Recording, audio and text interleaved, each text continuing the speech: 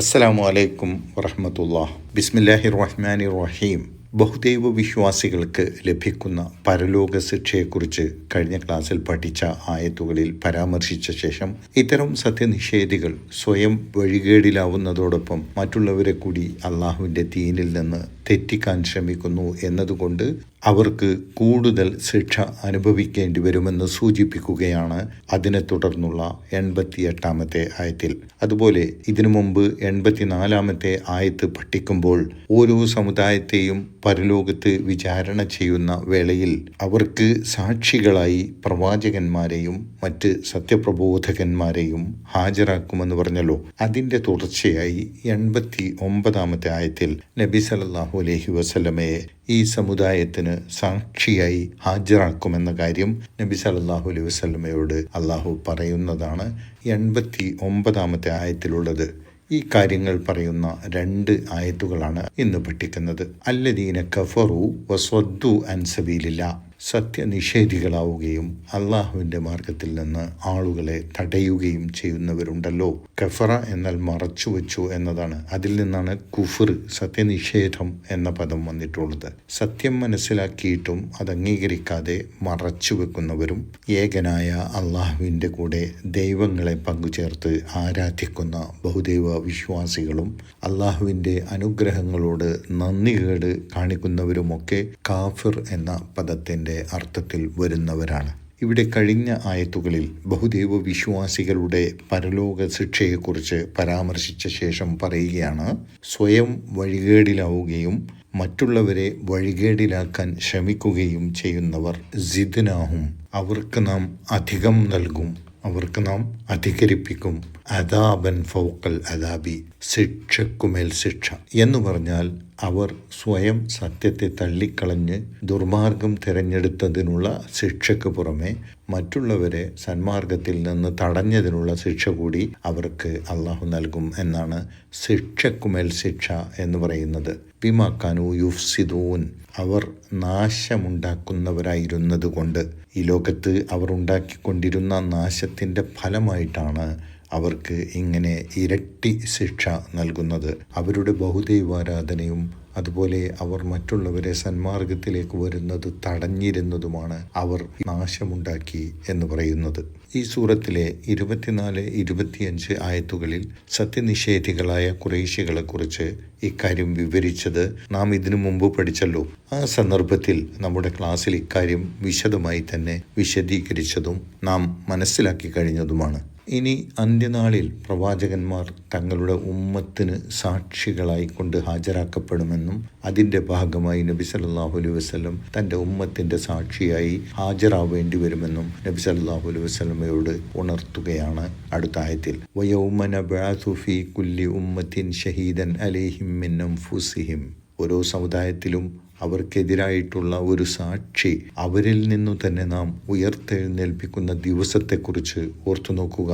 ഓരോ സമുദായത്തിലേക്കും അള്ളാഹു ആ സമുദായത്തിൽ നിന്ന് തന്നെയുള്ള ആളുകളെയാണല്ലോ പ്രവാചകന്മാരായി നിയോഗിച്ചിരുന്നത്. അതുകൊണ്ടാണ് അവരിൽ നിന്നു തന്നെയുള്ള സാക്ഷിയെ എന്ന് പ്രത്യേകം പറയുന്നത്.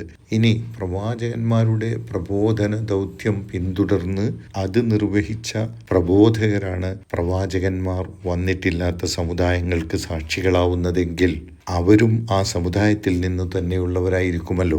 ഏതായാലും ഇക്കൂട്ടത്തിൽ താങ്കളും താങ്കളുടെ സമുദായത്തിൻ്റെ സാക്ഷിയായി ഹാജരാവേണ്ടി വരുമെന്ന കാര്യം നബി സല്ലല്ലാഹു അലൈഹി വസല്ലമയോട് പറയുകയാണിവിടെ. വജിഇനാ ബിക, താങ്കളെയും നാം കൊണ്ടുവരും, ഷഹീദൻ അലാ ഹഉലാഇ, ഇക്കൂട്ടർക്കെതിരായി സാക്ഷിയായിക്കൊണ്ട്. അലാ ഹഉലാഇ, ഇക്കൂട്ടർക്കെതിരെ എന്നത് നബി സല്ലല്ലാഹു അലൈഹി വസല്ലമയിൽ നിന്ന് നേരിട്ട് പ്രബോധനം ലഭിച്ചവരും നബി സല്ലല്ലാഹു അലൈഹി വസല്ലമയുടെ അനുയായികളിൽ നിന്ന് പ്രബോധനം ലഭിച്ചവരുമടങ്ങുന്ന നബി സല്ലല്ലാഹു അലൈഹി വസല്ലമയുടെ ഉമ്മത്തിനെ കുറിച്ചാണ് പറയുന്നത്. അതോടൊപ്പം നാം മനസ്സിലാക്കേണ്ട കാര്യം, കഴിഞ്ഞ ക്ലാസ്സിൽ 84-ാമത്തെ ആയത്തിൽ വിശദീകരണത്തിൽ സൂചിപ്പിച്ച പോലെ നബി സല്ലല്ലാഹു അലൈഹി വസല്ലമയുടെ അനുയായികളായിട്ടുള്ള ഇസ്ലാമിക പ്രബോധകരായിട്ടുള്ള മുസ്ലിം ഉമ്മത്ത് നബി സല്ലല്ലാഹു അലൈഹി വസല്ലമക്ക് ശേഷമുള്ള ഓരോ കാലത്തെയും തങ്ങളുടെ ജനസമൂഹങ്ങൾക്ക് സാക്ഷികളായിരിക്കുമെന്ന് വ്യക്തമാക്കുന്ന ആയത്ത് ഖുർആനിലുണ്ട്. ഇവിടെ പറഞ്ഞ വിഷയം നബി സല്ലല്ലാഹു അലൈഹി വസല്ലമയെ തൻ്റെ ജനത്തിന് സാക്ഷിയായി ഹാജരാക്കുമെന്ന് പറഞ്ഞ കാര്യം സൂറത്തുൻ നിസായിൽ വന്നതും നാം പഠിച്ചു കഴിഞ്ഞതുമാണ്. ഒരിക്കൽ അബ്ദുല്ലാഹിബ്നു മസ്ഊദ് റളിയല്ലാഹു അൻഹു സൂറത്തുൻ നിസാ നബി സല്ലല്ലാഹു അലൈഹി വസല്ലമക്ക് ഓതിക്കേൽപ്പിച്ചു കൊണ്ടിരിക്കുമ്പോൾ ഈ വിഷയം പറയുന്ന ആയത്ത് എത്തിയപ്പോൾ നബി സല്ലല്ലാഹു അലൈഹി വസല്ലം നിർത്താൻ ആവശ്യപ്പെടുകയും കരയുകയും ചെയ്തു എന്ന് ചരിത്രത്തിൽ ഉണ്ട്. ഈ വിഷയത്തിൻ്റെ ഗൗരവം ഓർത്തുകൊണ്ടാണ് നബി സല്ലല്ലാഹു അലൈഹി വസല്ലം കരഞ്ഞത്. തന്നിലേൽപ്പിക്കപ്പെട്ട ഉത്തരവാദിത്തത്തിൻ്റെ ഭാരവും അതുപോലെ തൻ്റെ പ്രബോധനത്തിൽ വല്ല വീഴ്ചയും വന്നു പോകുമോ എന്ന് ഓർത്തുകൊണ്ടും ആയിരിക്കണം നബി സല്ലല്ലാഹു അലൈഹി വസല്ലം കരഞ്ഞത്. പ്രിയപ്പെട്ടവരെ, നബി സല്ലല്ലാഹു അലൈഹി വസല്ലമയുടെ പിൻഗാമികളായി ഇസ്ലാമിനെ മറ്റുള്ളവർക്ക് പ്രബോധനം ചെയ്യാൻ ബാധ്യസ്ഥരായ നമ്മളൊക്കെ, അല്ലെങ്കിൽ നബി സല്ലല്ലാഹു അലൈഹി വസല്ലമക്ക് ശേഷമുള്ള മുസ്ലിം ഉമ്മത്ത് ഈ വിഷയത്തിൻ്റെ ഗൗരവം വല്ലതും ഓർക്കുന്നുണ്ടോ? തങ്ങളുടെ കാലത്തെ ജനങ്ങൾക്ക് ഇസ്ലാമിക സന്ദേശം എത്തിക്കുന്നതിൽ എന്തെങ്കിലും പങ്കുവഹിക്കാൻ നബി സല്ലല്ലാഹു അലൈഹി വസല്ലമയുടെ പിൻഗാമികളായ ഓരോ സത്യവിശ്വാസിക്കും ബാധ്യതയില്ലേ? ഏതായാലും തുടർന്ന് അള്ളാഹു നബിയോട് പറയുന്നു, വനസ്സൽനാ അലൈക്കൽ കിതാബ തിബിയാനൻ ലികുല്ലി ഷൈഇൻ, താങ്കൾക്ക് നാം വേദഗ്രന്ഥം അവതരിപ്പിച്ച് നൽകുകയും ചെയ്തിരിക്കുന്നു, എല്ലാ കാര്യങ്ങൾക്കുമുള്ള വിശദീകരണമായിക്കൊണ്ട്.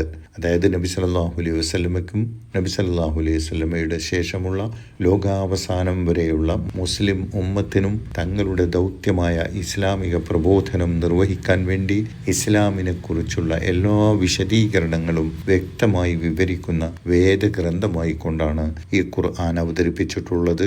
അതുകൊണ്ട് ആശങ്ക വേണ്ട, ഈ ഖുർആൻ ഏറ്റെടുത്തുകൊണ്ട് പ്രവർത്തിച്ചാൽ മതി. വഹുദം വറഹ്മ, അതുപോലെ അത് നേർമാർഗവും കാരുണ്യവുമായി കൊണ്ട്. ഖുർആൻ ഹുദയും റഹ്മത്തുമാണ് എന്ന കാര്യം പലപ്പോഴായി ഇതിനു മുമ്പ് വിശദീകരിച്ചതാണ്.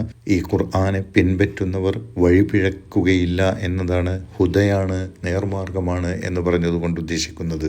നേർമാർഗത്തിലാവുക എന്നത് അതിമഹത്തായ അനുഗ്രഹമാണ്.